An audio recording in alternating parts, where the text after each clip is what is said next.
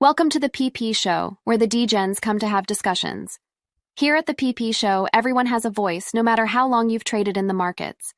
We love all opinions at the PP Show, and we hope you do too. Always remember this show is mainly comprised of opinion, speculation, and entertainment. So sit back, relax, and enjoy the show, you dildo enthusiasts. God bless Teddy and G-Merica. One last thing, always remember, talk is cheap. It takes money to buy whiskey.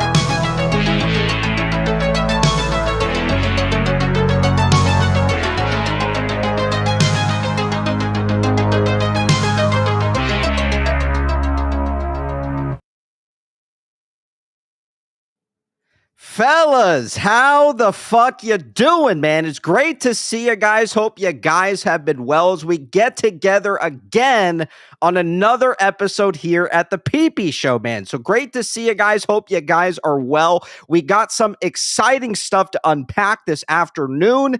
Thank you to everyone who's tuning in across all our platforms this afternoon. We got a lot to unpack here, man. A lot of interesting stuff. Again, Roaring Kitty's lawyers are popping up in the Bed Bath dockets. I mean, for the longest time, a lot of us have kind of been sitting here wondering, where does Roaring Kitty play a role in all of this? Is it simply GameStop? Is it something to do with the swaps with Chewy? Could it potentially be something with Bed Bath and Beyond? I don't know, but we do know he made a lot of references here to the ThePPShow, man, last year. So things are heating up. So great to see you guys this afternoon. We got a couple things to unpack, obviously. Got a couple guests here with us as well. Should be maybe a shorter show. We'll see. And a lot of people out there wondering why we're streaming typically in the afternoons. It is primarily due to Mrs. Peepee's new schedule, but I hope to be back at our normal schedule time very soon at 7 Central in the evening. So I will let you guys know when we make that switch back. So good to see you guys here. Let's get in the legality. We won't waste any more time here. We got a lot to unpack. GameStop's ripping. Trump has put a 90-day pause across all tariffs right now, and the stocks and crypto are ripping left and right, man. So keep in mind, man, I am not a financial expert, nor am I a financial advisor, right? So please seek the avenues to do so. You're not going to find it here. A lot of this is opinion. A lot of this is speculation. A whole bunch of it is entertainment, if you haven't guessed it already. We like getting together. We like talking about the stock, and that's really all there is to it, man. So keep that in mind. Keep in mind, any guests who come to the show, man, nobody here is a professional. So if you hear any opinion, speculation, TA, things like that, keep in mind, man, nobody here is a professional. We like getting together. We like talking about the stock, and that's really all there is to it. So let's go ahead and dive into the show, man. I'm dying to know how much money Michael has made off his options this week. Chat, please give a warm welcome to none other than Michael.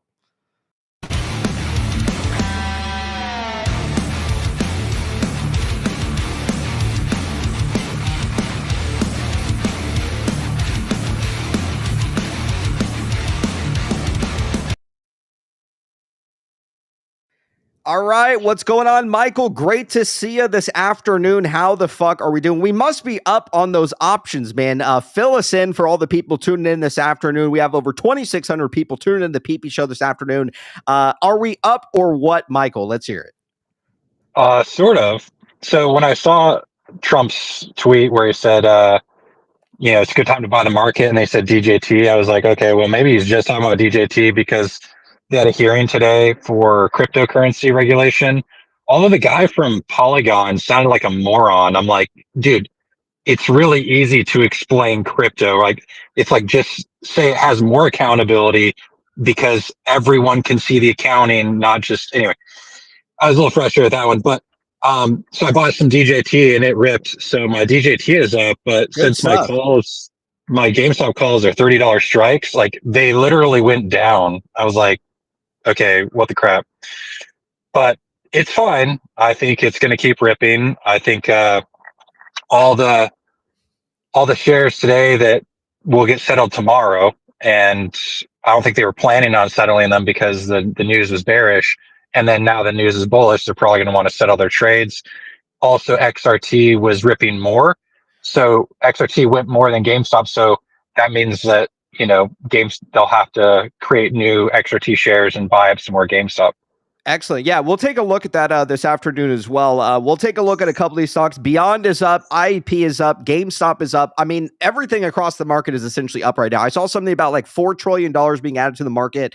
It's funny to see this, right? I mean, typically you see like, a lot of it has to do, in fact, with some of these like Trump tariffs right now, right? And now that they've kind of put a 90-day pause on this, now the market is kind of accelerating upwards, right? And you kind of see it with SPY. SPY kind of tanked as well. Now it's back up.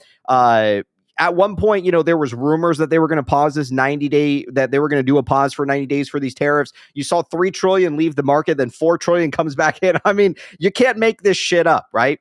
But again, I think it's very interesting. I think it's very important, the timing of everything, right? The fact that we know that not only Bill Pulte, but also Ryan Cohen was kind of seen, interacting with Trump a lot right before he became president. He was kind of attending certain events, things like that. And it makes you wonder what Ryan kind of knows, market wise, in terms of what's going to happen here, right?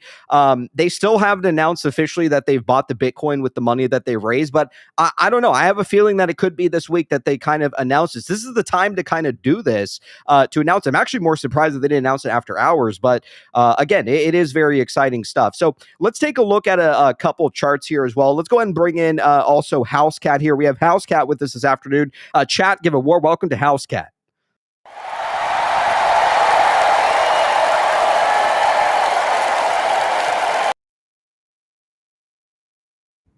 All right, Housecat, how the fuck are we doing this afternoon, my man? Not bad, man. How you guys doing, man? I miss you guys, man. Good, man. Good to see you here at the show. Yeah, we're just going to cover a little bit of data here, take a look at some dockets, things like that. Are you back on X or what, Housecat?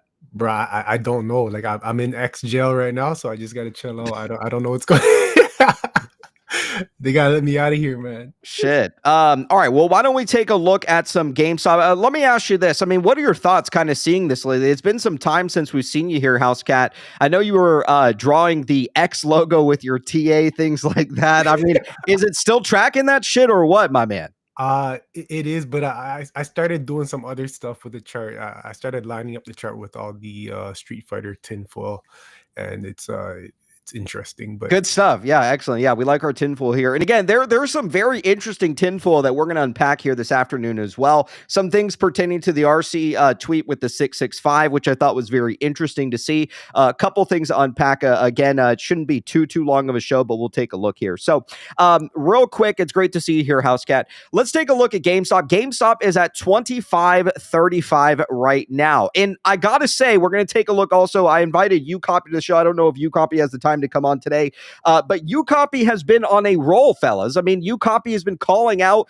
He was maybe wrong, in terms of his charts. He said that, based off fractals, we should see like an RK tweet. RK should return. He was wrong on that, but he was right on the fractals in terms of us moving. And I do want to take a look at that as well. UCopy's like 3 for 3 right now, fellas. And again, UCopy gets a lot of shit out there, but he has been kind of right. He's kind of been on a fucking roll here, fellas, in the last couple weeks here. So let's take a look in terms of GameStop. So GameStop's chart is looking fucking fantastic.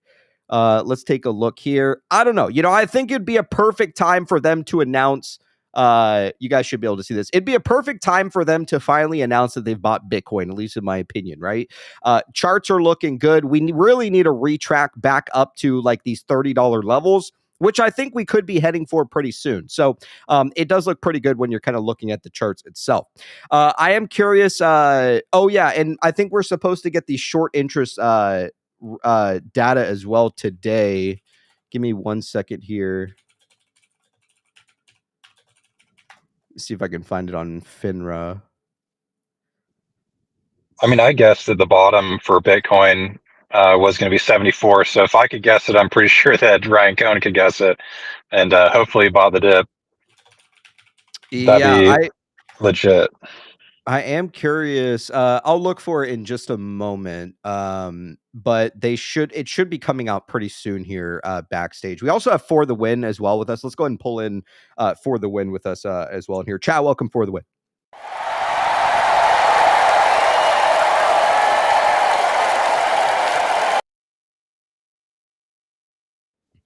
What's going on, For the Win? Good to see you, my man. Hey, can you hear me? Is my mic good? Yeah, I turned you up. You should be good. What's going on, man? Yeah, just doing some JP Morgan, how much we're gonna get. I just kind of found out how much we're gonna get, like confirmed it. What do you have? Let's hear it. I'm all ears. I was just about to pull up some GameStop data, but this seems a little bit more interesting. Let's hear it. Okay. Actually, I'll send this link to you, and maybe you can read it off. So sure. Here, let me just put it. Is it an X post of yours? No. It's a JP Morgan fixed income. Okay.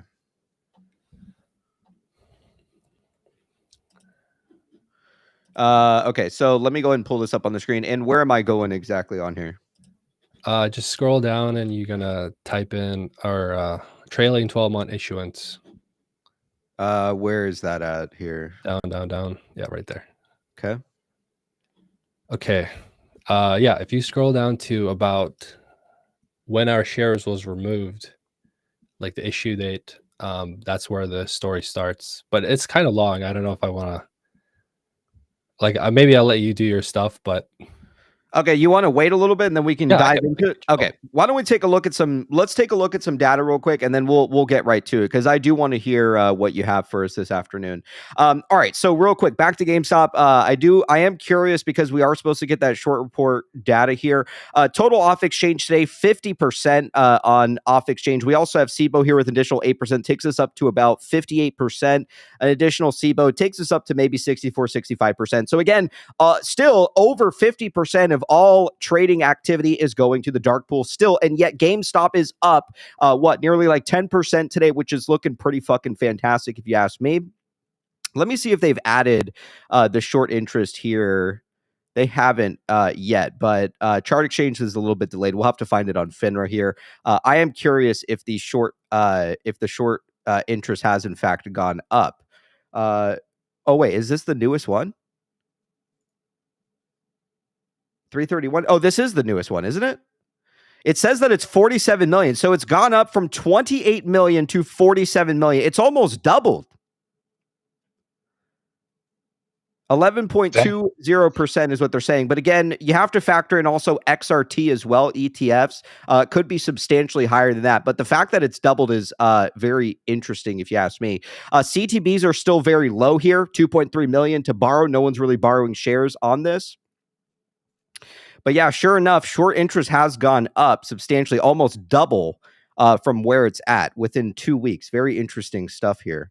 All right, let's take a look real quick. Failure to delivers any FTDs. FTDs are kind of weak, not a whole lot going on there. Yet short interest has, in fact, almost doubled. That is very interesting. Let me just take a look real quick. What's the max pain for Friday? Max pain is 23. We're already $2 over that as well. I'm sure that there was a lot of options that got bought today, though. So I'm sure it pushed it up quite a bit. Yeah, I think so as well. And again, max pain being over $2, this is the time for them to essentially just announce flat out that they've essentially bought their Bitcoin. And I don't know, look at the stock price as well. I mean, we typically know that a lot of stuff tends to leak on Wall Street. And usually, you sometimes do see like price action like this before they kind of typically announce something. So it is very possible, right, that this week, maybe even by Friday, they announced that they've essentially deployed that capital to buy more Bitcoin, essentially.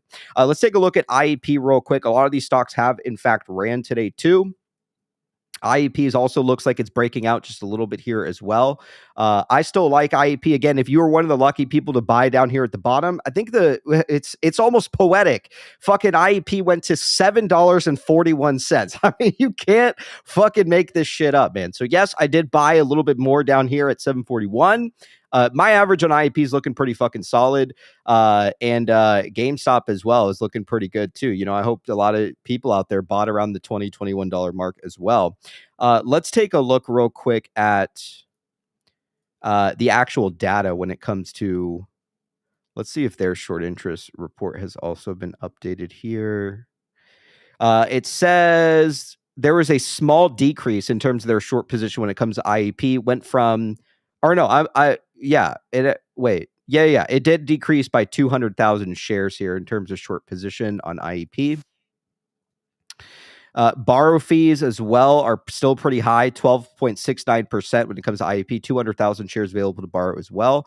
IEP is also making a nice move here, $8.43 as well. And I think they're about to do their dividend payout as well in the next week or two. FTDs are very low on IEP. We did have a day where it was about 43,000, but as of recently, 347 here in terms of FTDs as well. Oh, wait a second. Why is the FTD data not posted here? This is 313. This is almost a month late in terms of FTD data. Is that the same with GameStop?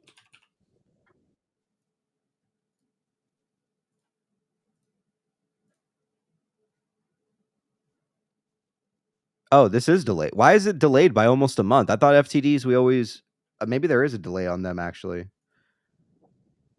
Well, there's the 35 day, the closeout date, which is on the right. Okay, so this is obviously going to change here. All right, let's take a real quick look. I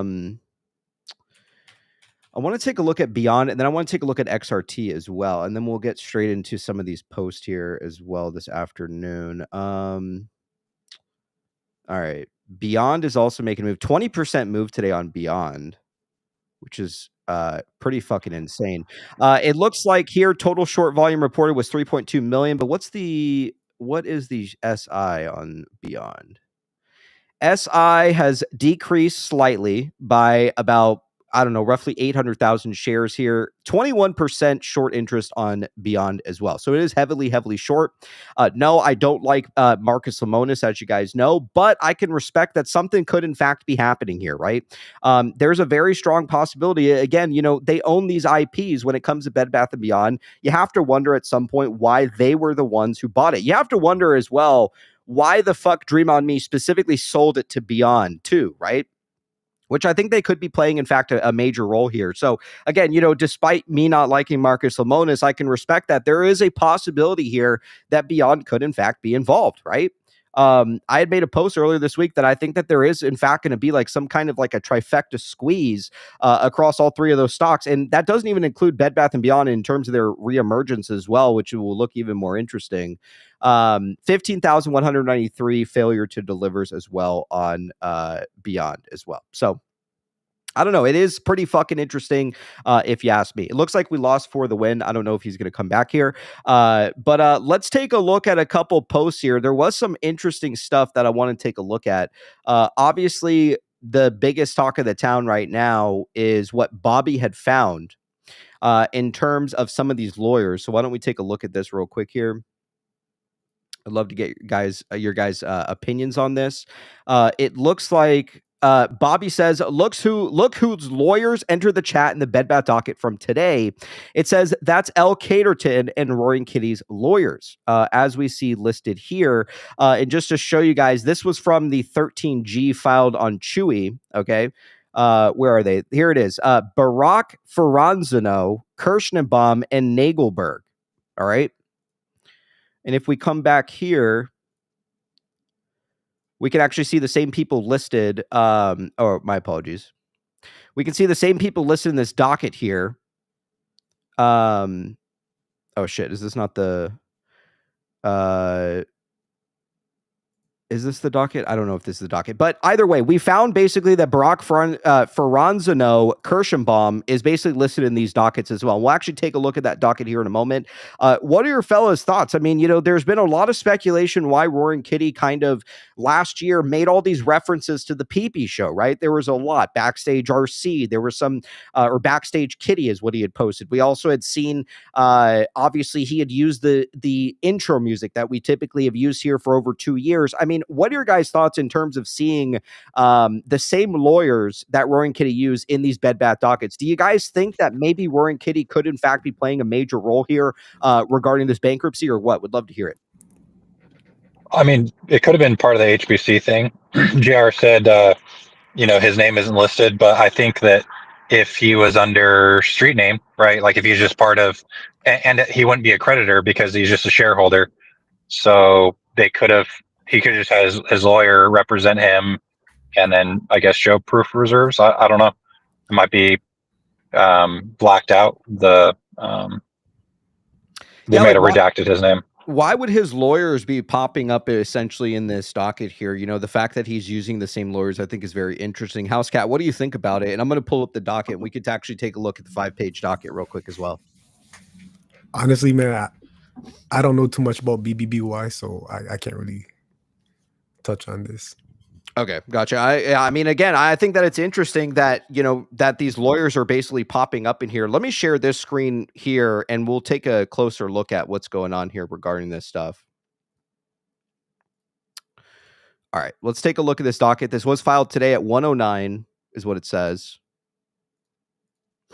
Oh, shit. Hold on one second. All right, so this docket was filed at 1:09 today. It's docket 3979. It was filed today. All right, we're going to go ahead and take a look at it real quick here. So it says stipulation and consent order allowing claim number 1582, abandoning certain property and modifying the plan injunction. The relief set forth on the following pages numbered 2 through 5 is hereby ordered. It says the stipulation and consent order. The stipulation is made by and between Marilite Inc. and Michael Goldberg in his capacity as the plan admin. The plan admin, DK Butterfly Wind Down debtors, affiliated debtors, the Marilite and plan admin by and through their undersigned counsel shall be collectively referred to herein as the parties or individually as the party. Whereas on April 23rd, 2023, the petition date, each of the debtors filed a voluntary petition for relief under Chapter 11 of Title 11 of the United States Code, the Bankruptcy Code. Whereas on September 11th, the debtors filed a second amended joint Chapter 11 plan of Bed Bath & Beyond and its debtor affiliates, docket number 2160. The plan on August 1st of 2023, the debtors filed the amended disclosure statement, relating to amended joint Chapter 11 plan of Bed Bath & Beyond Inc. and its debtor affiliates, docket number 1713 as well. We have JR here backstage. I'll put you in just one moment, JR. Whereas on September 14, 2023, the bankruptcy court entered its findings of fact, conclusions of law and order, approving the disclosure statement on a final basis, and 2, confirming the second amended joint Chapter 11 plan of Bed Bath & Beyond Inc. and its debtor affiliates, docket number 2172, the confirmation order. Whereas on September 29, 2023, the effective date of the plan occurred. The effective date, the plan admin became the sole responsive representative of the wind down debtors. All right. Whereas on or about May 17th, Marilite filed a proof of claim against debtor BBI in the amount of $2.9 million in connection with the sale of goods and storage fees, among other items, which is listed as claim 1582 on the debtor's claim register, claim 1582. Whereas Marilite continued to store the materials identified in claim 1582 after the petition date and after the effective date, the stored materials, whereas the plan admin and the debtors do not object to the entry of this claim, which is 1582, as an allowed claim, but dispute liability related to the post-petition storage of the stored materials and seek to abandon the stored materials. Marilite is stayed from disposing of the stored materials by the filing of Chapter 11 petitions pursuant to the Bankruptcy Code, Section 362, and subsequently by the injunction set forth in the plan and the confirmation order, the plan injunction. Whereas the parties have agreed upon the terms set forth in stipulation for which the parties seek approval hereby. It says, now, therefore, for good and valuable consideration, the parties hereto acknowledge receiving and is hereby stipulated, agreed, and ordered as follows. It says the recitals set forth above are hereby made an integral part of the parties' stipulation and are incorporated herein. The plan admin and debtors hereby abandon the stored materials under Section 554 of the Bankruptcy Code. The plan injunction is hereby modified solely for the purposes of allowing Marilite to dispose of the stored materials. Claim 1582 is deemed allowed and shall be allowed claim. Marilite waives any and all claims for post-petition storage and preservation of the stored materials. Marilite, the plan admin, and their respective agents are authorized and may take all actions necessary to effectuate the relief provided by the stipulation. Each of the parties hereto represents and warrants it is duly authorized to enter in be bound by the stipulation. The terms and conditions of the stipulation shall be immediately effective and enforced upon entry of this order by the court. The stipulation shall not be modified, altered, amended, or vacated without the written responses in the order of the Bankruptcy Court. Bankruptcy Court retains exclusive jurisdiction and power to resolve any dispute arising from the interpretation or enforcement of the stipulation as well. Here you have that name listed, okay, that this is basically the same. This is Barack Ferranzano Kirschenbaum that we saw in the same filing that they used for Chewy, okay, with Roaring Kitty. These are the people that he used. I guess he did, in fact, use L. Caterton. It is very interesting, right, kind of seeing these names pop up here. There's got to be a connection here, right, if he's kind of utilizing the same lawyers. Anything that you guys want to add? If not, I'm going to bring in JR in here. We're going to see what's going on with JR as well. No, I'm just excited to see what L. Caterton and Roaring Kitty have to do with this. I think they're both involved. I mean, it'd be fucking sweet, right? If essentially Kitty was one of the 5 buyers on this stock. I mean, the guy fucking has hundreds of millions of dollars, man, right? I mean, what the fuck's he going to do with all this money? You know, you might as well fucking, utilize that cash a little bit, Kitty. Let's go ahead and bring in JR real quick. Chat, please give a warm welcome to JR.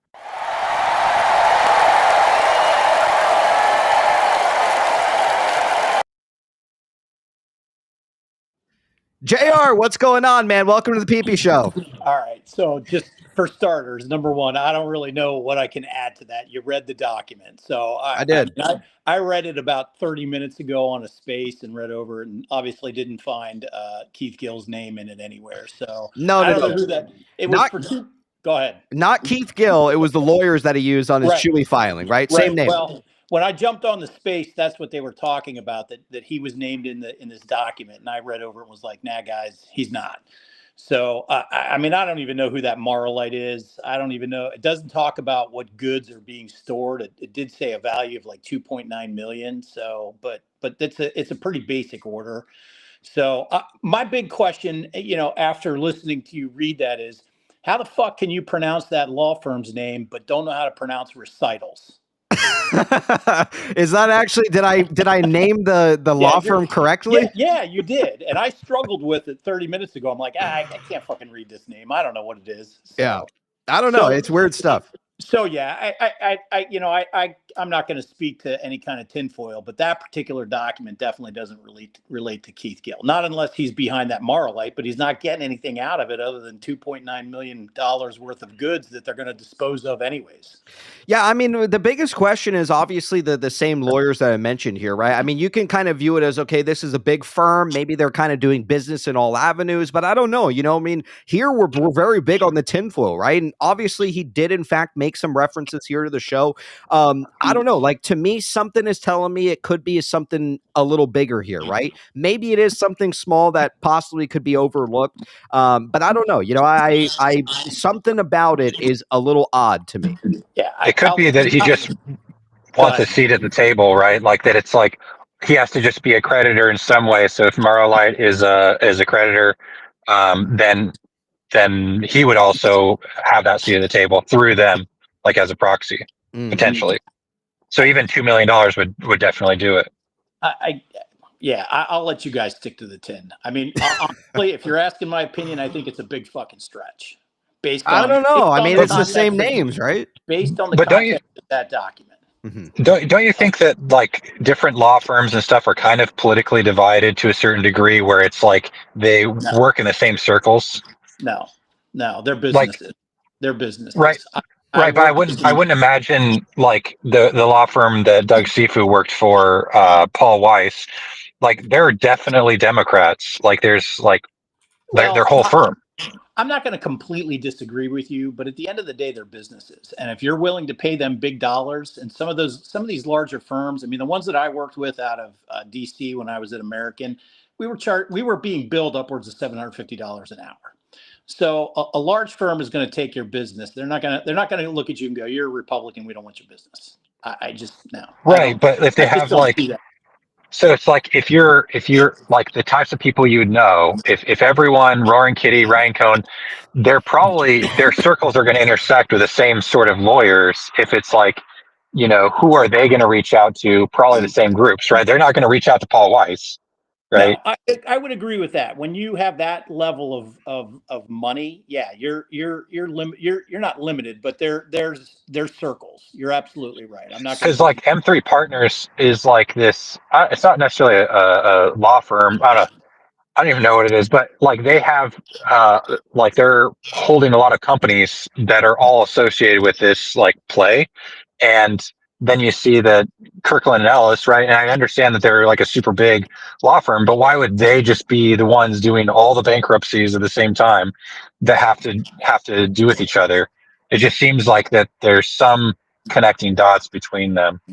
Yeah, I'm not going to disagree with you, Michael. I just think with this particular filing, it seems like a stretch to me. But hey, I'm all about the 10. If you guys can make it logical for me, I'll join the bandwagon. So. All right, right on. Real quick, we got Skeeter out here with the PP membership for 15 months. Thank you, PP, for keeping us all informed and for breaking all this down for us. Much appreciated. Hey, man, I love doing it. We also got Sam I Am with the 2. JR came into the D Squad space shilling the same thing. Sam I Am with the 2 says Debbie Downer. All right, appreciate the 2, man. Anything else you want to add, Michael, before we dildo slap JR? Well, I had one question. So, JR, I don't know if you could give us a little update on. I know that MMTLP has like several brokers by the balls, and the DTC I think as well. Like they all got subpoenaed. Do they have to deliver the evidence? Is that JR, are you there? If you're not on your phone, we won't be able to hear you. Or if you're not on the screen. oh wait. maybe it was an NDA? I don't know. Sorry, There he is. Sorry, I had a phone call coming in and it kicked me out. Oh, you're good. Okay. I will tell you, I have not heard anything about what's going on. I do not believe any of them have officially responded yet to the. I'm assuming you were talking about the Meta bankruptcy and the 9 subpoenas and interrogatories that went out. Yeah. I do not believe there's been a response on any of them.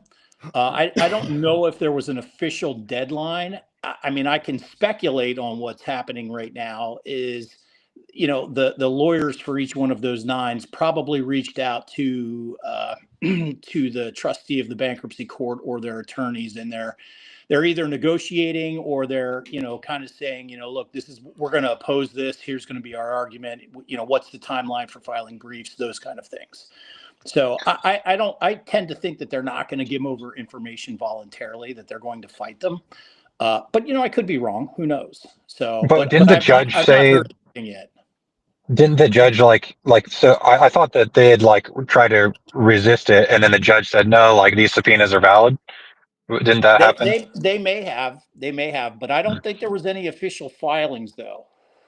Okay. So I was expecting to see notices of appearances by 9 different entities and their whoever was representing them, and we haven't seen that yet. So like I said, at some point, either the bankruptcy judge is going to issue a motion to compel because they haven't turned over any information or they haven't reached out to the trustee, or they're in negotiations right now and the trustee's telling the judge, look, we're in contact, just hang tight, and we'll let you know how we're going to proceed. So that's my guess. So they probably want to settle rather than show all the data, because if the data got out there, they would lose all legitimacy. Yeah, for sure. I think they're going to fight it to the end. So that's Excellent. Just my personal opinion, though. All right. Well, you heard it from JR here this afternoon. JR, appreciate having you on the show, man, and hope to see you again soon. Yep. Take care.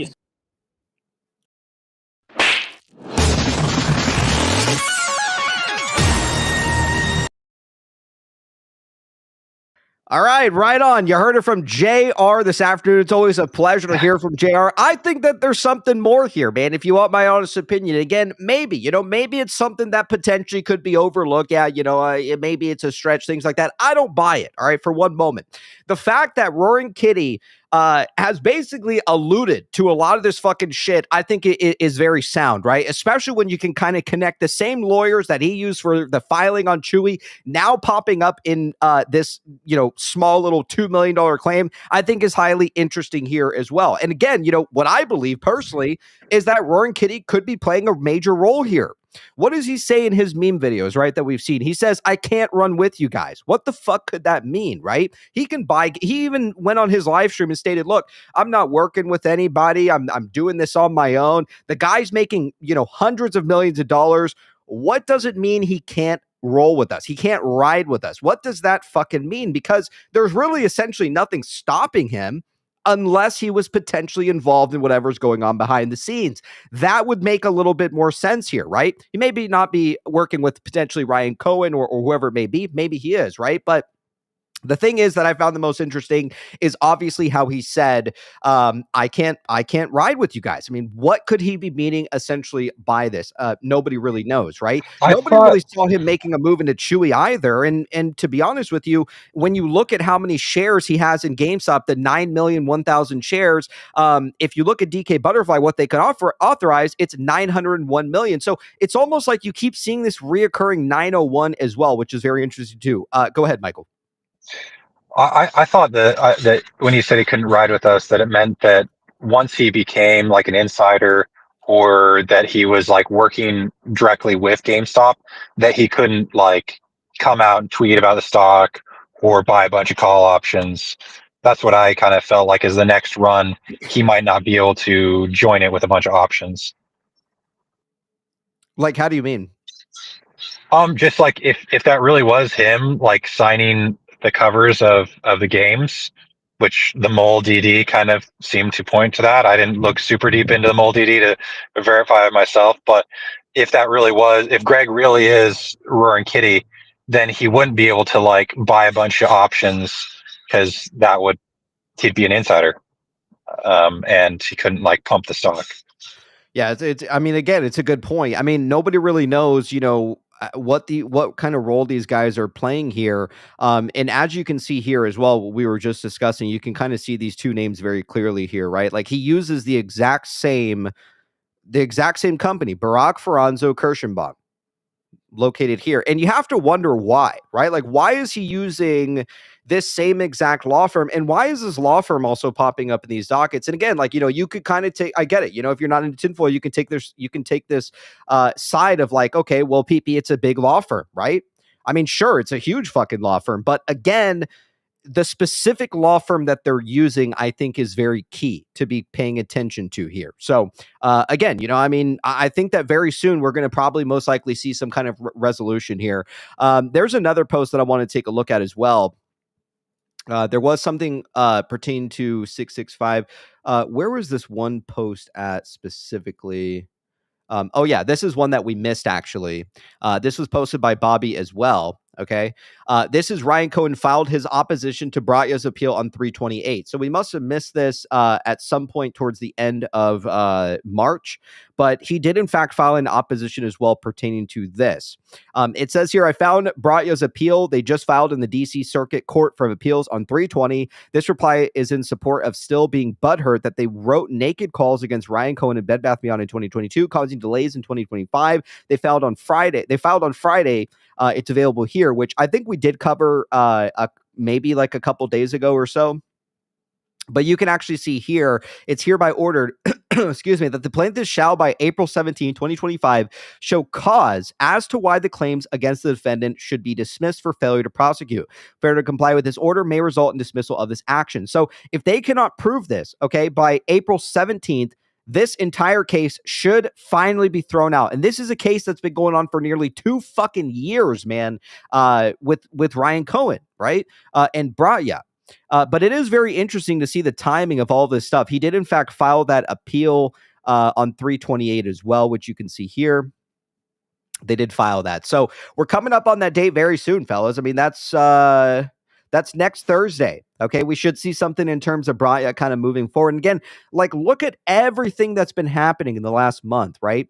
The MSC fucking settlement, the board settlement, all this other stuff is things are moving very quickly, very rapidly, if you ask me. And I think that pretty soon we're going to finally find out who, in fact, the buyer is on this stock, right? In terms of DK Butterfly. So, obviously we did see last week, we kind of discussed it. We saw Ryan Cohen make his $500K purchase as well.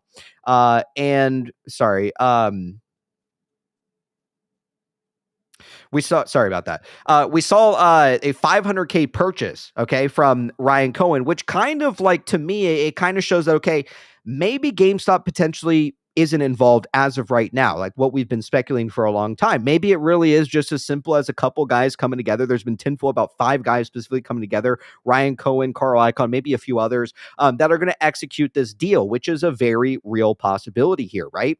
And maybe GameStop plays a later role. We had Foxen come on the show as well earlier last week, and he kind of took the stance that, well, maybe there's a possibility, PP, that GameStop, in fact, already had this position in terms of Bed Bath & Beyond, because there was something stated in a filing that said something about a loss that they haven't sold and things like that. So it could imply that maybe they could, in fact, be holding a position DK Butterfly. It's anyone's guess at this point in time, but if we analyze everything that's going on, the speed of the bankruptcy, obviously the claims getting thrown out, as of recently on Pacer, you can't even find Creditor. The top 20 creditors are no longer listed there. I think it was Coble or Nobles who made this post. Things are happening here. And even one of them reached out, I think it was Leroy as well.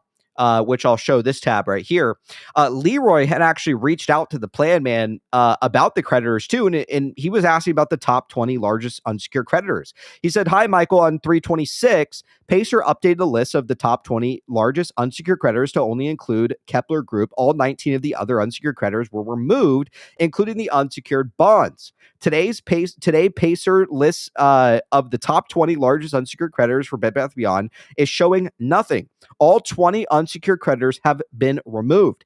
Pacer is as reputable as a source as they come, as I'm sure you know. So my question is, why hasn't Kroll updated to show this yet? Specifically, the BNY Mellon claim 7670 is still outstanding according to Kroll. What is causing this disconnect? When can we expect an update from Kroll?" And this was posted on 326. He still hasn't got a response, I think. I think he even posted under this that followed up earlier today, still nothing from Goldberg about an hour ago. So there's still nothing, right, in terms of what's going on with Leroy kind of reaching out here. And you have to wonder, too, obviously, maybe Kroll is not updating this, but Pacer is most certainly, I think, the most legitimate one out of all of them. You actually pay money to get some of these filings, and it's basically showing that all the creditors have been paid off. And that kind of leads into a possibility here that maybe the bonds have been paid, right? Maybe there is a lot happening behind the scenes that we're not privy to as of right now. Hell, we don't even know how large of a waterfall we're dealing with when it comes to shareholders as well. Maritime lawsuit or the shipping container lawsuit is basically under seal. We also know that the board settlement is also hasn't been disclosed yet either. So nobody really knows. Is it a couple $1 billion?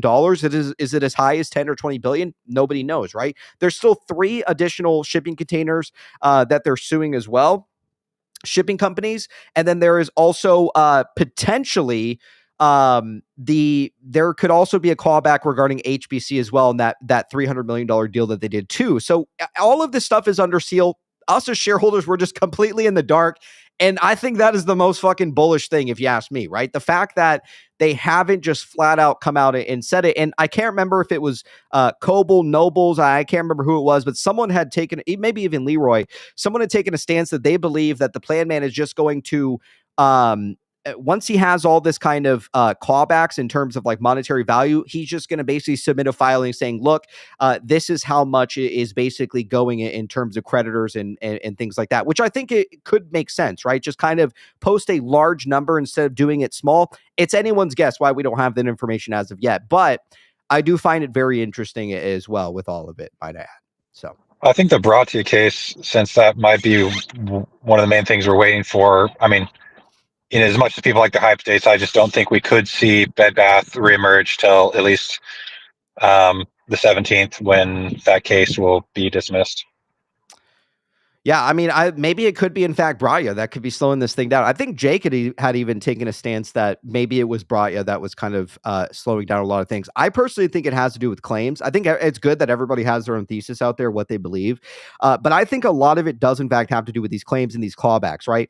An acquirer is not going to come in and pay 500, 600 million over what they know they can get in terms of, the lawsuit with the board or the lawsuit with some of these shipping companies, when they can get the company for a lot cheaper, right? And some people say, no, it's going to happen before that. I don't know. I mean, it's anyone's guess what's going to happen first, but I do think a big fucking part of it is in fact some of these claims. It is in fact not only the claims, it's also other kinds of recovery that I think is going to make it even less for an acquirer to come in and essentially, whether they back it with shares or cash or whatever it may be, it will be cheaper for them in the long run. And I think that's just a good business move here.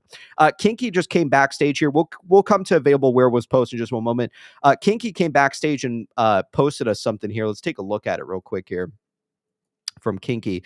It says, I am going to go on record to say that this is just a coincidence, is what Kinky is saying. The docket mentions claim number 1582. If you go to claim number 1582, you can see that this law firm was the one who filed the claim on 4/22/2023.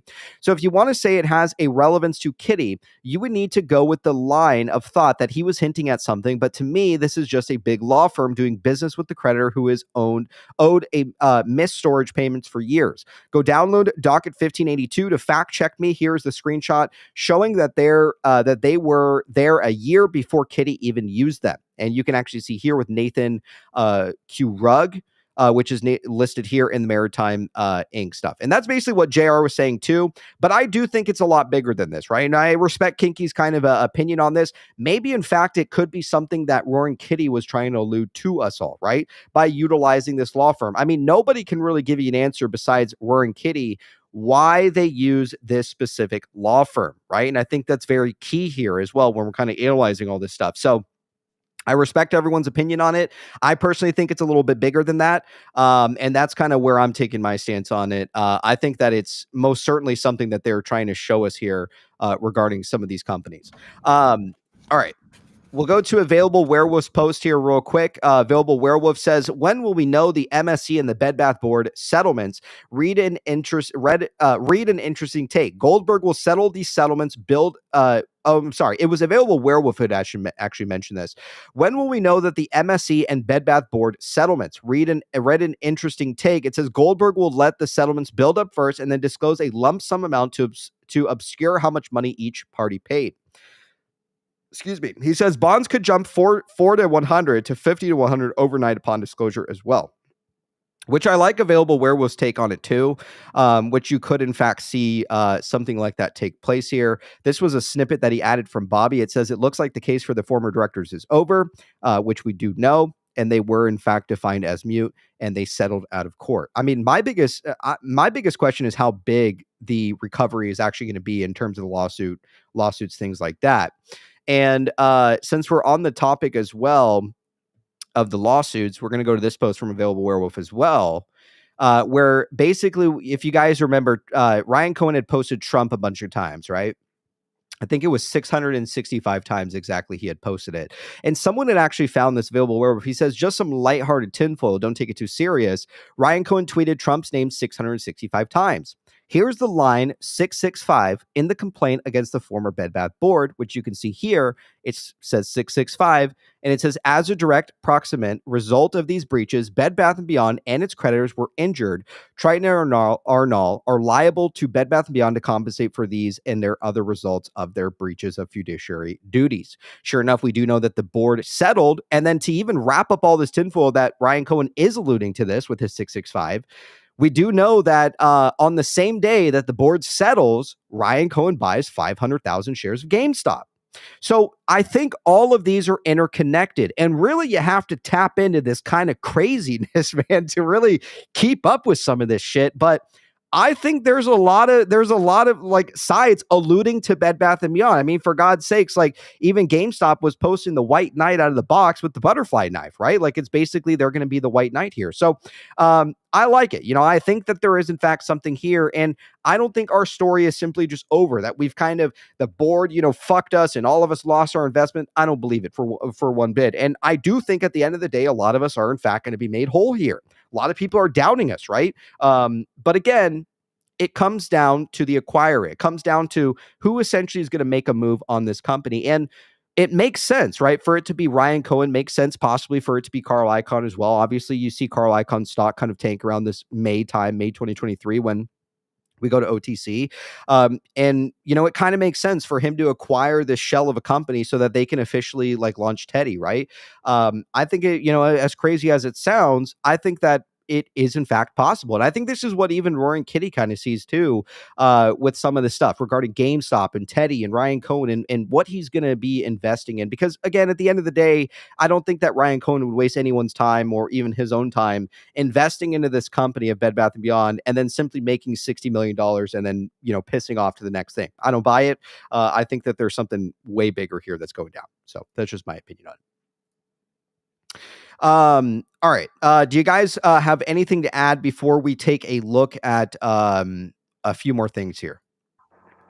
I mean, I just like that it says BBBY and its creditors, right? So, I mean, maybe they, I don't know, maybe it was required that they settled for at least the amount that would satisfy the waterfall, which easily, you know, I mean, I think $1 billion would do the trick, or even a little bit less, depending on whether HBC has to settle as well.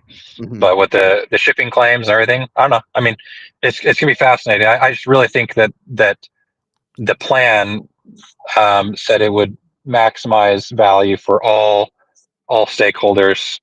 And Correct. so Yeah. I think we're definitely good. And I'm not sure if you guys saw this too. So this was a post here from Watcher Guru. It says the Japanese prime minister says he's ready to revisit the U.S. to to negotiate tariffs with President Trump. Is that not the same individual that Roaring Kitty used in that meme picture where the guy is like at the table with the mic? That's the Japanese prime minister, is it not? I don't remember actually. I have to look Is at him. anybody in chat? Can anyone in chat confirm this? I'm pretty sure this is the prime minister that he used in that photo. So again, like you have to wonder what all Roaring Kitty knows, right? Like utilizing some of this stuff. I'm almost pretty sure that is in fact the guy in the photo here. But I think it's honestly a little bit of tinfoil when you kind of look at it. Potentially that we could in fact start seeing the melt up now, right? Obviously, for a lot of people thought the market was kind of going to crash with some of these tariffs and things like that. President Trump, he basically has put a 90-day pause on these tariffs, and now the whole market is going to start melting up here, probably before we see like the final crash. So I don't know. I'm liking, what I'm seeing here. And again, some people have been kind of vocal against these tariffs, things like that. I think that he has a plan regarding some of this stuff here. So let's take a very quick look. I think there's a couple more posts here, and then we will call it a night here. Give me 1 second.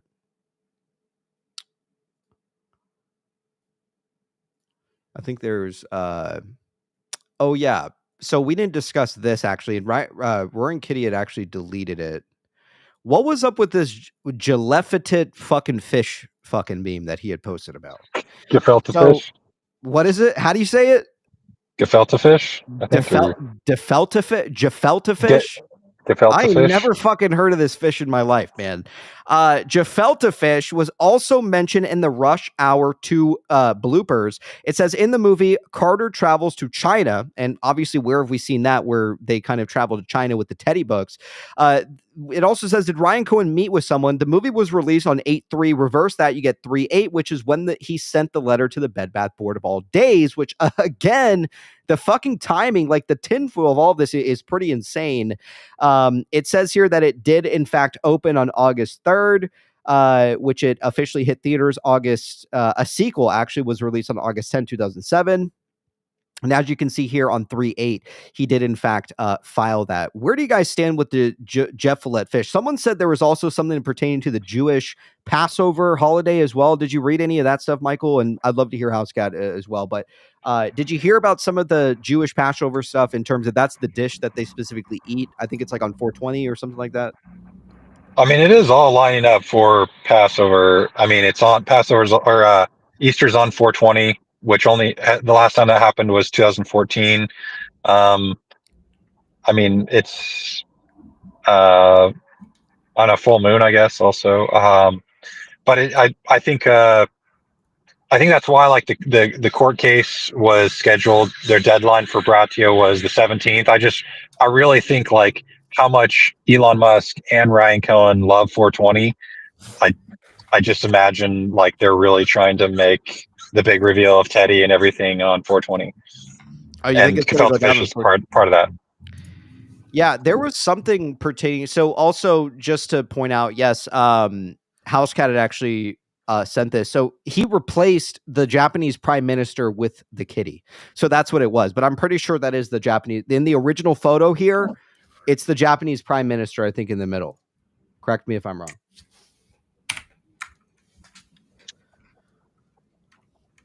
So it is very interesting stuff here. Housecat, did you have an opinion on the Gefilte fish thing?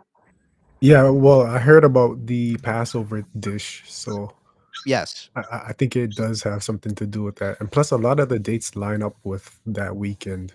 Gotcha. You have Greg tweeting, and then my Street Fighter 10, and a lot of people here are dropping April 17th. Man, it is crazy. I mean, maybe there is something here, right? That he could in fact be alluding to a date. I don't know. Again, I wouldn't be, betting the fucking house on it in terms of these options out there. Again, you can get wrecked very quickly. I'm talking to you, Michael. But again, you could make some fucking money if it ends up hitting, right? It's anyone's guess. But I think the biggest thing is, I think someone had solved it out there, that this is essentially a type of thing that has to do with Passover or some kind of dish. And after a day, Ryan Cohen deleted the tweet. And again, you have to wonder, if it has nothing to do with anything, why not leave the fucking tweet up? I think that's the second tweet that he's deleted. And Pang is out here. Pang, what's going on? Pang in the chat says, the Passover 2025 is April 12th through the 20th. Okay. And I think that's like a dish that they eat at some point as well during that Passover time. So maybe he could be implying that. There was another tweet of his that he had deleted, the YOLO tweet, I believe.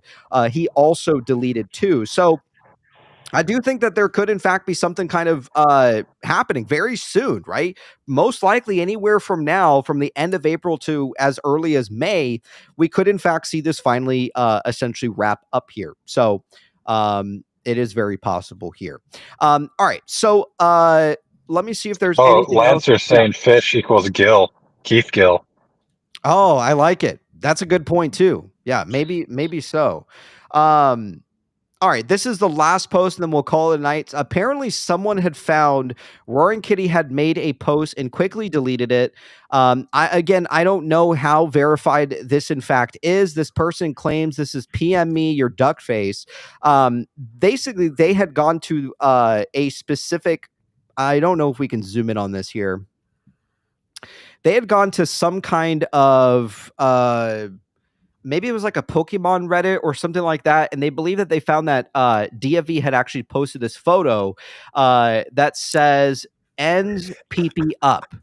Which, what the fuck could this mean? I mean, is he a fucking goddamn PP or what, man? I don't know. You know, I mean, he did make a lot of references to this show. I think that there could be some leeway in terms of what we've been talking about for nearly 2 years. I don't know. You know, I think we're very much right. And I think pretty soon, a lot of us are probably never working again in our lives real soon, man. But again, it's anyone's guess when the fuck this is going to go down. I don't know. I mean, again, they claim that they found it here, and it's very hard to zoom in here down here at the bottom. But it says that it was deleted very quickly to be able to archive. But someone says that they were able to actually find it. So it says, I think I found the DFV deleted comment, and it says ends peepees up. I don't know, man. You know, I mean, again, you know, call it tinfoil, call it, you know, schizophrenia, whatever you want to call it. But I think something is happening for us very soon, man. And I think that a lot of us are going to be happy real soon, man. Again, we've kind of stuck through the worst times. We stuck through the best times. And now real soon, it's probably time to celebrate here. So we'll probably call it the show there. Yes, it is probably the shortest show that we've done, but there's not a lot going on, fellas. I mean, again, you know, if you kind of look at all this stuff, there's a couple dockets that have come up.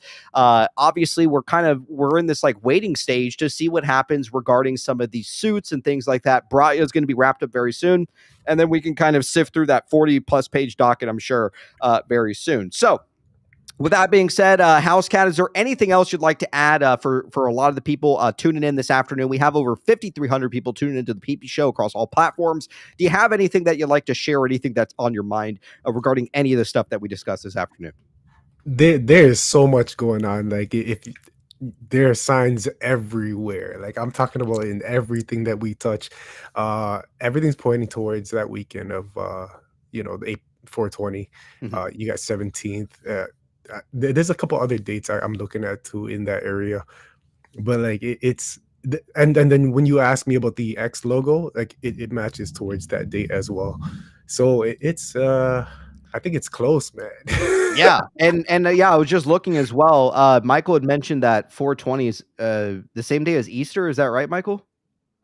Yeah. So that's a Sunday as well. So I don't know, you know, maybe we could in fact kind of see something. I mean, a lot of us were hella early, man, on this thing. So I think that it's all going to kind of play out in a positive kind of manner here. So Housecat, anything else you'd like to add? If not, enjoy the rest of the evening, and we appreciate having you here at the PP Show. Just be happy, guys. Be cool, man. You know, I love you guys. Right on. All right, cool. Well, you heard it from Housecat. Chat, let's get some love for Housecat on his way out, and appreciate having you here, Housecat. Take care. All right, you heard from Housecat. Michael, let's hear it this afternoon. Again, not a whole lot to unpack here, but some very convincing tinfoil. Again, it's anyone's guess why this same law firm is popping up in these dockets. Obviously, Kinky showed us that, look, they were involved before, but you have to wonder why, then in that case, did Roaring Kitty, in fact, use this law firm to submit his filing for Chewy? He could have used any law firm out there. Why this specific law firm, which I think should be focused on a little bit more? Michael, what would you like to add for the good people at home, man? Let's hear it this afternoon. Yeah, no, I'm excited for a lot of reasons. One, Bed Bath, I'm thinking 420. Also, I just think GameStop's going to start running. I think that like the whole market in general is holding it back, but normal, like with MicroStrategy, after they did a bond, it would recover quickly. Normally, I guess it would recover quicker than what GameStop was, but that's also because there's so much fear in the market. Now the fear's gone. I think it's going to catch up, and we just saw a lot of volume today. I don't know. I'm hoping tomorrow and Friday rip. That's what I'm hoping for. I think it'll happen. Do you think that they're going to announce the Bitcoin purchase this week? I mean, this would be an excellent time to do so, right? I mean, with the pause on tariffs, I mean, there's really nothing holding them back unless they are, in fact, unless we're looking at like how this timeline is going to line up. It could be maybe as early as next week that they officially announce it. But I'm just curious your own thoughts before you go. Do you think it will be this week or next week when they finally say, look, we spent the 1.3 billion straight in Bitcoin. It's on the balance sheet now. So I was talking to someone, and they were saying this was when Bitcoin was at like 78, and they were saying that Ryan Cohen would want to wait because in 2021 GameStop ripped, and then Bitcoin dipped while GameStop was ripping. So if that's the case, then there'd be some other kind of news that would set off GameStop, and then Ryan Cohen would buy the dip. But I mean, I don't know if Bitcoin will get back to 74K. So it's like there was like a pretty long trend line and it like hit that. So I mean, like I wouldn't doubt it if he bought it. I don't know when he would then announce it, but hopefully tomorrow. That'd be awesome.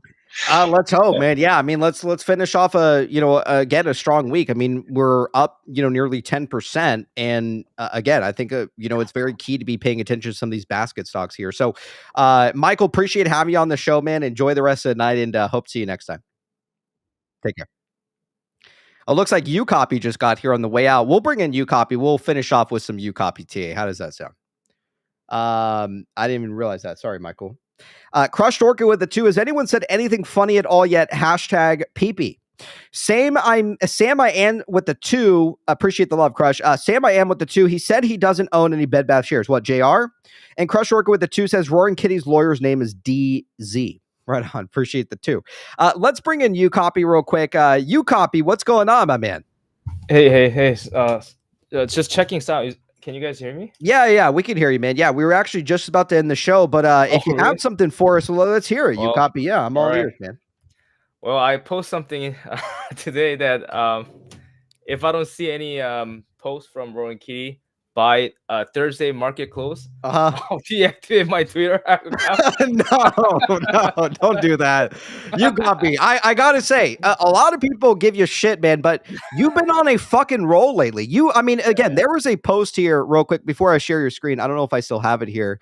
I might have already exited, but you had made a post that you were tracking these fractals, however the fuck you say it, at $22, and you were right. I mean, we didn't see a Roaring Kitty tweet, but we did in fact make that major move up, and nobody could predict. Obviously, you can't predict like many other people out there that Trump was just going to time this perfectly in terms of like pausing these tariffs, but you were correct. I mean, this is like a 3 for 3 so far on UCopy, I gotta say, man. What do you have for us this afternoon on the way out? Let's hear it. Yeah. I mean, definitely. Like, I was surprised. Like, we've been seeing like Ryan Cohen's 13D filing happen, and then Larry Chang after that. Like, just insiders buying in, right? Yeah. And what's next? Roaring Kitty. I mean, naturally, yes. I mean, where the hell has he been? He's been basically, a ghost since February, it seems. Yeah. So maybe I can start with this one. I actually have a post here, so maybe I can show you Do you guys see my screen? Oh, you see the other one. Maybe I'll Which one? I'll do an entire window here. Yeah, maybe can you maybe accept that one? Yeah. There you go. So maybe I can start with this one. This is from it says 1 minute and 9 seconds, Mhm. and then after that it's a 4:20, right? And then I did find that 4:20 is the last day of a Passover. Like there's a tinfoil about the Passover, right? Can I add also one thing about that 109 that just actually piqued my interest? The 109 photo 2 you copy, the time that docket came out today that showed the same lawyers wearing kitty use was at 109. Might I add? Oh shit! What the? I fuck? mean, yeah, what the fuck, man, right? What the fuck is actually going on here? Yeah, that's very interesting. So I think so I took a look at the minute as a month. Yes. And then I took a look at it, and then when you go back to see the GME in January 9th, that's the peak of the cycle, right? So before the price start to tank, right? So that was here. This is January 9th, and then we have a pullback, and now we are heading for April Passover week, and I do think that we are about to see his return. And then I've been kind of talking about this on my live stream too, but on X. But I wanted to show you guys something because I came here last time that we could see a rally in March, but it didn't happen. But let me show you why. What was that significant pattern that they actually created? So I was actually tracking this one back then. You guys remember that? Mhm. So I want to show you something very, very interesting because I think what they created it was a signal to me at least, and then I'm gonna show you guys why I think that was signal here, and they're actually repeating a very similar pattern last few months. So let me show you something. So based on this pattern last time when I came in, Yes. I thought they were kind of doing an extension version of this April and May run, right? And then as you see, there's accumulation here, and then after that pass, we saw a pop up to this similar level, and then after that we had a pullback, right? When you look at this yellow fractals, and the same spot, at this level, they create a three thumb waves, and then they tank it, right? So I thought, okay, but anyway, so what they did it here was actually they're actually using same fractals here Uh-huh. right now. Okay, Mhm. it's very interesting. I mean, like it looks like I'm crazy, but No, I'm following you. I mean, I think that this is playing out exactly how they want it to play out, right? I've said it exactly for how they want it. the Yeah, longest time that shorts are no longer in control of the stock price, right? They can't even get it under fucking $20. On the worst trading days that we saw, GameStop never fell under 20, which means these short sellers are no longer in control. I think these white hats, so. whoever you want to call it, are fully in control of the stock. They could make it go up, down all fucking day long. And I think they're waiting for something explosive to happen. And yes, I am curious, do you think that Roaring Kitty is going to tweet on 420? No. On that Sunday? You think it's tomorrow? Yeah. So let me show you right now. So as I told you, they made this pattern here. This 1, 2, 3. You see it very clearly there, right?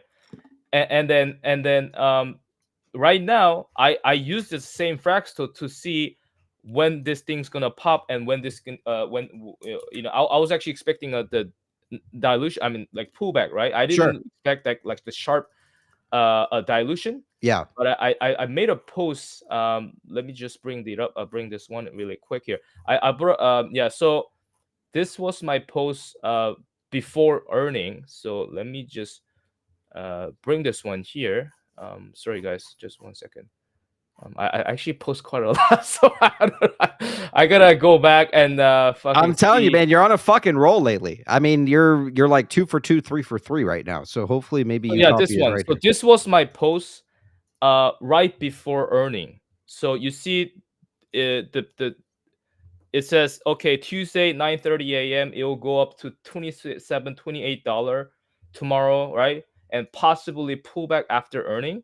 And we did actually see that, right? Yes. So we did see that, right? It went up to actually $29 and then pull back. Yep. Yeah. I mean, you so- fucking nailed it on the head, man. I gotta yeah, say. so that's good. So now what's after is the second thumb waves here, which is this pattern here, right? So but right now the speed, like I'm actually tracking the speed. So when you look at the speed is actually, they're taking a long time. Not a long time, but they're actually taking a little bit more time than here in mid-February. So which means they're accumulating for a bigger pop here. And you guys remember when this thing pop happened, it was also Thursday after market close. Okay, it was a Thursday that they leaked a news that GME, like GameStop, announced some sort of no, they didn't even announce it. It was just a news. They just leak and saying like, oh yeah, they're gonna, buy Bitcoin or something, Yes. Yeah. and that makes this pop, right? And the funny thing is, I think maybe it might be a test or something, just to kind of run the run the like an algo or something. How high do you think it's going to go? Okay, so I'm going to show you right now. So I brought the same fractals here, and then let me just kind of walk you guys through really quick here. So we actually tank it down really fast, and then we drop it here, and after that we kind of start to go up, and we had a Donald Trump announced tariff. Yes. That bring this price down, and then match the same fractals. Yep. And then suddenly Ryan Cohen file happened, like 13D. He hasn't bought shares for 2 years, and then suddenly things start to move, and we have another pullback one more time when China, throw a tariff on US, right? So that complete this whole fractals. After that, next day on Friday, this thing start to run like 11%. You remember that? Yeah, right? yeah. I'm following you. So this thing pop and a pullback. So now this thing is, we might be somewhere. It looks like we are somewhere there, but we have to go back and grab another fractal, because this is really tricky, because they're actually making a big run here. So now, sorry, maybe taking a little bit more time, but yeah, I have to go back, and then now, since this pattern is all complete, we only have this pattern left, which is from this bottom, let's say here. So I'm gonna bring this one, and then bring it here where we at, and then just kind of sort of a match where we're at, right? And then so when you actually brought this one, so yeah, we went up, pop, and we also have a pullback after that on Monday. Was it actually, yeah, Friday market close, and Monday it popped again, pullback. And we did kind of this kind of stuff, like making a staircases movement, right? After that, we had a sharp drop after Trump announced like 100%, like whatever tariff on China, whatever, like 125%. I think. Yeah, all this kind of stuff. I think he's, like, in my opinion, like, I know a lot of people might have a different opinions, and then some people might lose their jobs, or maybe their impact on business and stuff. But I think it's really him shaking off the hedge fund, like who are leveraged themselves with like derivatives, and then other, like, they went to other countries like Japan, for example. They bought a lot of money, like basically like the hedge fund or the market maker, whoever, they're just fucking around with other countries. Like, let's say, you remember, like, back in 2022, Citadel, they went to Hong Kong and they set up an office. And let me actually show you something here. And then what they did was, they pumped. You remember HTK or something? HKD, yes. HKD. They pumped that one after they actually set up a office there. So this was my post. I think I showed you guys before, but yeah. So this is 2022 July, right? Yeah. I remember this. Yeah. So they set up an office. Yeah. They pumped the HKD. And then the underwriter was Loop Capital, and as you know, that's you know who that is. Yep. Who talks shit about GME and BBBY as well. That was the Loop Capital, is the one that Ryan Cohen responded to, where he said at least her bags are full. Oh, was it? Yeah, it was, because the guy from Loop Capital said it was going to 0 or something. Yeah. So yeah, that was Blue Capital, and then this previously AMTD CEO was already banned due to the misconduct and all this. Like basically, like this whole thing is already fraud. Yes. And they're just fucking around with it. So like they pump like a couple thousand with AMTD, and then after that they dump it, and now Hong Kong became China, right? They are part of China now. So if the Trump at 100-something% tariff in China, maybe they got impact, right? Like who knows, right? So maybe they got margin call or shit like that. So I think he's really just shaking off those people. And then right now I saw DJT went up like fucking 20% or something. Yes, yeah. They're all the stocks are, again, like these quote unquote meme basket stocks are moving incredibly high. And also that could also be because Trump literally said go buy DJT. Like he's pumping the shit out of it too. No, seriously, like it hasn't been actually hit a lot, but I think it has to run too. Like so this whole market, even like Beyond, I don't know if I should go over this, but like I'll do later. But please. I've been watching Beyond too. I mean, the fact that Beyond owns the Bed Bath IPs and also the baby IPs. Yes, I get it. They're shared IPs, things like that. The fact is that there's something very odd here where, and again, I was thinking about it the last couple of days. I said, you know what? Why the fuck did Dream on Me buy this baby IP for $15 million and then turn around and sell it for $10 million less to Beyond of all people, right? Why not go to, because that there could have very easily been like some exchanges back and forth, potentially to Ryan Cohen and maybe Carl Icahn. There's a lot of speculation. Again, Ryan Cohen offered $400 million to basically buy this company out with baby included, right? He even says that in one of the deposition filings, he says that there was a trapped thing in Bed Bath & Beyond, which he's referring to baby, which we did not see when we invested into GameStop. GameStop didn't have this kind of this kind of trapped value like it did with Bye Bye Baby, right? So it was very odd to me to see this sale for $5 million to BYON when Dream on Me was sitting on it for nearly a year and really didn't do much with this IP. So I am look, it took me some time, but I think I am a believer now in terms of something going on with BYON, and some people can disagree, and that's totally fine. I don't like Marcus Lemonis. I think he's if you want my honest opinion, I think he's a huge asshole, right? He blocks a bunch of people, but I can respect that maybe there could in fact be something here when you actually do look at these some of these IPs. But sorry, go ahead, you copy. Yeah. Okay, so maybe I'll come back to this after this, okay? But so just to finish up the GME stuff.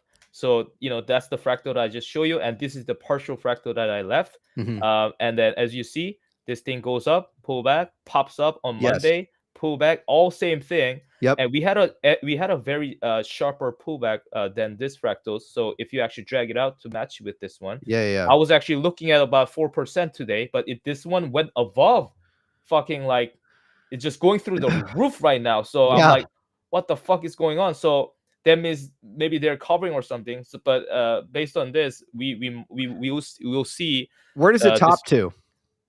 We're gonna fill this gap. There's a $32 gap. We're going back up to 80 or what? I think they're gonna retest. Holy fuck! They might retest this level where like the June and May. Yes. Yeah. So June was 60. And May was 70. We might retest that. And you know what? You copy. I will say, have you ever seen that photo with the Lego guy where he's drawing the chart? You remember that photo? Yeah. And that would kind of line up too with the same kind of photo as well, where you're going to see this large spike. Because if you look at that photo with the Lego character, the two spikes, one from May and June, lines up with that chart, and it almost looks identical. Where we should, in fact, and I'm all with you, we should in fact see something way up to 100. The biggest question is on your chart. What I see here with you tracking some of this stuff, we'll top up somewhere 90 to 100. But do you think there will be additional potential dilution that's going to send us back down again? Okay, so they're going to raise maybe another couple $1 billion, right? Let's talk about that. Okay, sure. So I thought about that too, right? Yeah, I think this time it could be another dilution, or it could be a acquisition announcement. Okay, I like it. Yeah. Okay, so either one would drop the stock price. Either one will drop the stock, right? True. Yeah. Because if you acquire, buy the company, usually in a short term. Well, if they announce acquiring a company or some kind of, there's been a lot of speculation they're going to acquire PSA. Right. So let me go back to just really talk about this one. Just to really quick. So I didn't know that Titanic, we actually had a lot of tinfoil about Titanic, right? You guys remember that Ryan Cohen talks about, I draw remember. me like a French girl, whatever. Yes. Drawing this, and I remember from Bed Bath Beyond company, I think they post a butterfly on the cushion. Yes, and I was going to say that original photo actually came from one of Carl Icahn's entities. Which one was it? I know Lancer. I don't know if yes, Lancer the is still here in statues. the chat. No. The photo, like where the pillow was being sold at Lancer. What's the fucking business called? It was what's that fucking business that Carl Icahn owns? West Point Homes. Oh, West Point Home. Is where the it? original. Yes, that was the original where the pillow was being sold, and then we saw it connected with Bed Bath and Beyond. Yes, okay, I didn't know that. Yeah, Okay, I there's your thought it was connection. okay. So anyway, so that was the Titanic, some tinfoil. I didn't know Titanic actually sank on the during that Passover week. Is that crazy? I did not know that either. I didn't know that, man. That's I didn't know weird. that. And you know who are on the boat, right? Yeah. Well, JPM was supposed. I remember there was a story that JPM was supposed to be on the boat, but he last minute he changed his mind, and then all his competitors died. Exactly. Yeah. So all the competitors were sacrificed. Mm-hmm. So I looked that up, the Passover thing, and then they have to choose a lamb to sacrifice and whatever. I don't want to go into that kind of stuff, but anyway, it was very weird. Mm-hmm. As you know, the Bed Bath Beyond has some sort of a the issue with JPM stuff, as you guys all know. So I don't need to talk about that, but so it's very interesting. So this clock is also related to Passover. So I think something's gonna happen during this Passover week. Oh, yeah. This was good stuff. Gooch, I completely forgot to share this today. Gooch says, here's some black tar. The clock numbers relate to Passover, like what UCopy is saying. It says the numbers 10, 12, and 2 relate to the Passover story in the book of Exodus, specifically Exodus 12:2-14, where on the 10th day of the month, a lamb is chosen, kept until the 14th day, and then sacrificed with its blood marked on the doorposts to protect the Israelites from the angel of death. Yes. Very interesting. So, I mean, I like it. Yeah, and which day is 14th? 14th would be Monday. A Monday. Merger Monday, guys. Yeah. I think I don't want to talk about this one, but GameStop might be the sacrifice. I mean, like it'll tank, right? Like, if GameStop acquires something, it'll tank. But it's temporary, right? If they acquired a company, it would come down. Same thing with like the dilution too. I mean, if the stock price goes to $90 to $100, yes, there is potential for Cohen to raise another $4, $5, maybe even $6 billion, right? And then you come back to $21, $22, you load up again, you fucking ride the thing up again. So I like it, right. And I think that there will be some kind of final reveal that will actually send this thing to the absolute fucking stratosphere, if you want my honest opinion. Tens of thousands of dollars, in my opinion. If we're talking about MOAS, we're talking about a short squeeze, a real short squeeze. GameStop theoretically should reach tens of thousands to potentially hundreds of thousands of dollars. So I think anything is possible here. No, I think you're right. And then you remember the tweet recently, RC talk about like 10K or something. Like he will be excited to see 10K or whatever. 10,000. He wanted to. He was excited to see his iPhone cost him $10,000, which I thought I did a track with the 2020 cycle again, and then and I actually hit around like 7K or something like that. That's fucking crazy. Like, man. Okay, so enough with this kind of like No, I like it though. Let's go back to this show. I'm gonna show it. I was actually I don't know if I should show this one, but since we already talked about this and we're so fucking hype, let's just go over this. So this is 2020 cycle again, right? Mm-hmm. And then I will actually comparing between 2020 cycle and 2014 cycle, like April, May, right? Mm-hmm. I brought it back again just to kind of talk about it while I was streaming on X, and I look at it and be like, hold on, they look fucking same. So there is a lot of resemblance, yes. Yeah. So look at this. This is a March earning. They tank. Yep. DFV came back April. Yep. Push this stock up. It's the same fractals and algo that is supposed to go up, and then and then push down. Mm-hmm. There's a Japanese carry trade. Just go 1, 2, 3, right? Yeah. Just go up and down 1, 2, 3. It resembles. It looks fucking same. Push the stock up, pull back, look the same spot. There's also a couple up and down, 1, 2, 3, or something like that. There's a bigger one here. I think that's kind of where we are about to see. And then push the price down. now we are heading to earning, which is a June 4th or something. I don't know, like somewhere maybe in early June or whatever. And then once this thing pops up to, let's say, 60 or 70 to retest the last year May or June, this will create a wedge to a June, right? And then once this thing come down, and then it might just go up and down, making a same like a triangle pennant formation or like a wedge, until towards the earning, and the earning, something's gonna happen, and this thing will blow up. I think you could be onto something here. You copy. Yeah, and then this thing go up and down like crazy, like that, like go up and down, like I don't know, like because again, you've been and tracking this thing go up to like fucking like holy. Like, there you go, fuck. 70K. So that's what Ryan Quinn meant. I think he knows how to make this a fucking Jesus big Christ. run. So that's yeah. So, and again, they're investing in fucking Bitcoin. They have tons of fucking capital on hand. They're not just going to sit on, 5+ billion. I can't remember. I think it's 6 billion right now because they haven't invested money into Bitcoin. But if we track it back, 4.7 billion, I don't think they're going to sit on this. And he says, I challenge Warren Buffett to a thumb war, which means, potentially that he could be raising more money or equivalent as much money as Berkshire Hathaway, right? Like there is potential for him to raise as much cash as they have. They have $100 billion in cash alone, you copy. So could you even begin to imagine GME right now has raised like almost 1/10 of that. I think that they could do it, man. If you want my honest opinion. If they plan it accordingly and they cash in on some of these spikes here, they keep adding money to the balance sheet, they make acquisitions, they buy Bitcoin, they maybe add some other investment, to their portfolios. They're transitioning into, a holding company at the end of the day, right?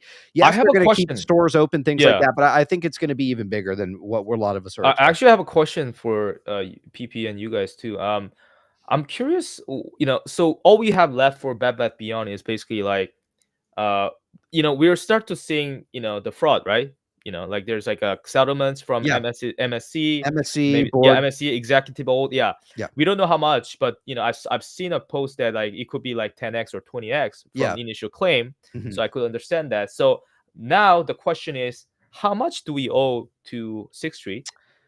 And then how much do we owe to the 20 major creditors? Because once those are paid, then it will come to the shareholders. And they're not showing, those 20 creditors apparently aren't even showing up on Pacer anymore. No, yeah, exactly. And you saw that I think it was Leroy. Yeah, Leroy reached out to the plan man, and there's still no response regarding this, which is very interesting and telling as well. I think it's only a couple billion you copy, or even less than that. Maybe it's even less than 2 billion. You talk about the major, like entire in terms of debt.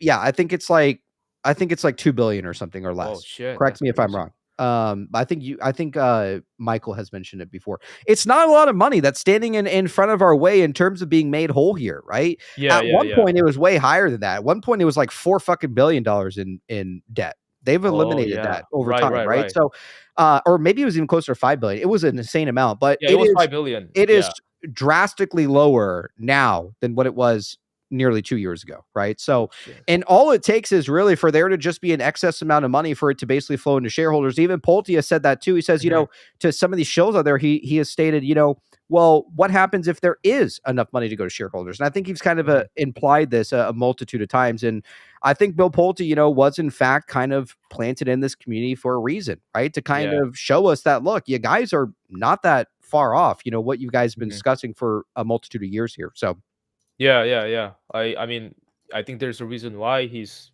he came to our community, and then he's definitely connected to DJP and stuff. Yeah. Before we call it a day here, I want to know about Beyond. Yes, let's go. Okay, so I had made a post that I believe that Beyond, GameStop, and IEP are going to squeeze. We're going to see a trifecta squeeze, I think, not including DK Butterfly as well, right? Yes. And again, if you actually look at 2020, the stock went from 3 to 120. I mean, you can't really argue that fact. Yes. Where do you stand in terms of, okay, if this is in fact a requel, GameStop is going to squeeze. Maybe other stocks are going to squeeze too. Where does that put BYON in terms of you tracking some of this activity as well? Yeah. So I did mention that, like, I think they're actually running a same cycle as 2019, 2020. And I did kind of make a blue box here just to kind of show you guys the comparison. So when you look at this blue box, it has a clear M sign, like M shape, and then it push up a little bit and then tank, right? One more time. before this thing start to kick off the bull run. Yes. We're actually in the and we're actually very close to that at the end of the final capitulation. And then we had an upside. Yeah, like I saw there's a Beyond went up 20%. But it's a pretty major move today. It's a major move, but look at this fractals here. If they actually did doing this on purposely, look at this. It matched perfectly here from the top, come down, and then you see it matched perfectly. So there might be a one chance that Beyond could drop until close to the earning. The earning is April 25th here on TradingView. They might move it a little bit earlier. I have no idea. Is that their current earnings that have been released, or is that just an estimate right now? Estimate. Okay. So around this time, okay. Yeah, around this time. So you think it's going to come down under $2 or under 3? No. Like we are here, I think. So, from the top of the fractals, and then in the middle, push more down, and we just saw pop, which has this match with this size of the fractals. So we could come down by April 22nd at $3. So that's it, I think, because the gap is already filled. There's no gap to be filled here. So all they do to tank it, to bring the price down, is basically like just running the algo. I have no idea. You think it's already bottomed?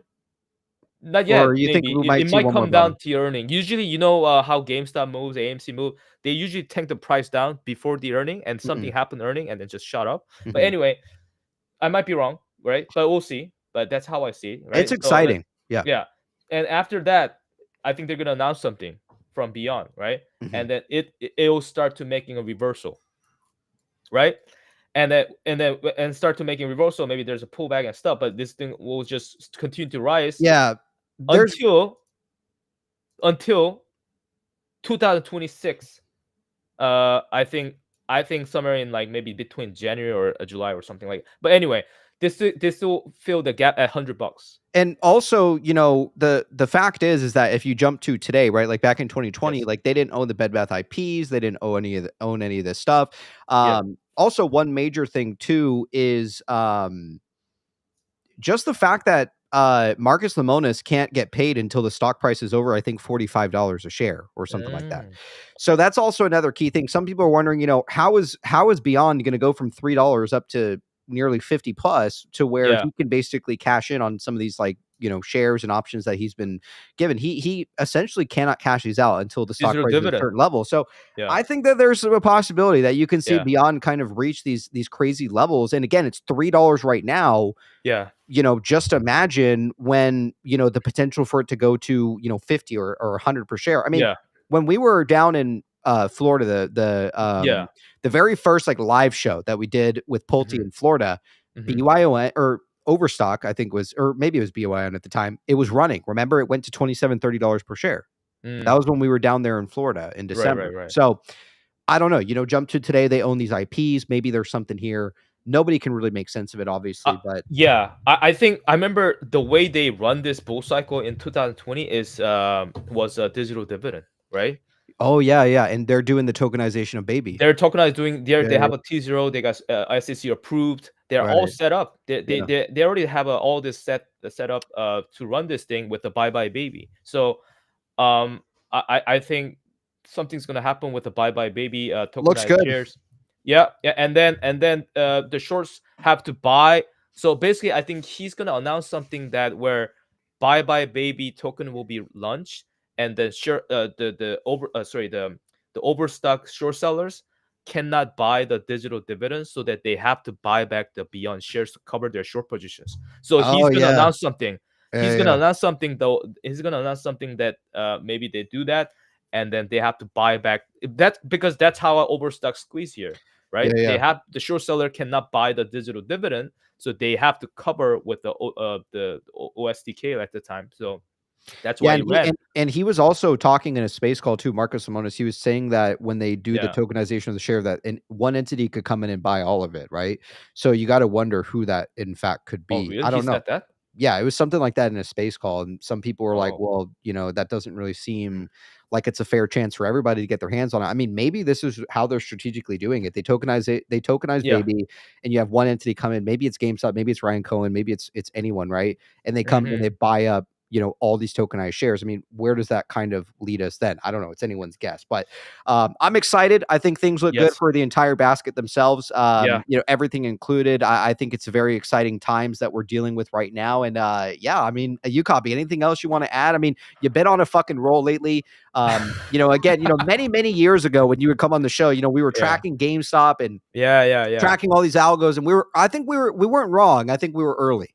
Very early. Like one thing I could say was, I think as I play options, I've been getting more, I've been learning so much about the speed and I also learn about this kind of stuff, right? Sure. So I've been getting much more, I'm not saying I'm, always right, but I could see the patterns more. I could understand the speed of algos so that sometimes it's long, it's stretched out longer or shorter. I could start to seeing that more tightly than maybe a couple years back then. Back then it was just kind of rough estimate of how things gonna go. But anyway, I think this year and next year is a year that this cleanup operation is gonna start, and then we're gonna get paid.